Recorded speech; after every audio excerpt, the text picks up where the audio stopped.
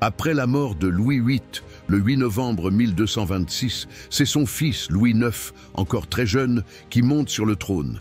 À seulement 12 ans, il devient roi, mais la régence est assurée par sa mère, Blanche de Castille, qui va guider le royaume avec sagesse et fermeté. Le roi juste et pieux, surnommé Saint Louis, il ne se contente pas d'être une figure historique. Son règne, c'est un vrai film. Des batailles épiques aux décisions de justice qui ont marqué son époque.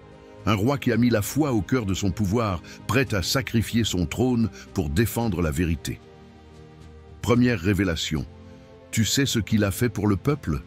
Louis IX a créé le célèbre Palais de la Justice, un lieu où la loi protège les faibles. Ces phrases sont restées gravées dans les annales. La justice ne doit pas être vendue. Ça, c'était un vrai coup de poing pour l'époque. Et attends, parce que voilà le plus fou.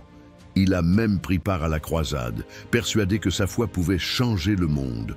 On parle d'un roi qui a traversé des océans pour défendre ses convictions. Et là où beaucoup abandonnaient, lui persévérait. Mais ce n'est pas tout. Il a commencé à établir des réformes sur la liberté religieuse. Oui, tu as bien entendu. Un roi qui prônait la tolérance à une époque où la guerre était monnaie courante. Louis IX a beau être considéré comme l'un des rois les plus pieux, il était toujours en quête d'harmonie, de paix. C'est ce qui faisait de lui un leader visionnaire.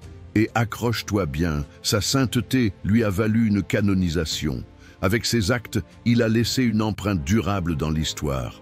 Un roi pieux qui démontre que pouvoir et compassion peuvent coexister. Qui d'autre aurait osé? Rappelle-toi, Louis IX n'est pas juste un nom dans les livres. C'est un exemple de justice et de dévouement qui continue d'inspirer des générations.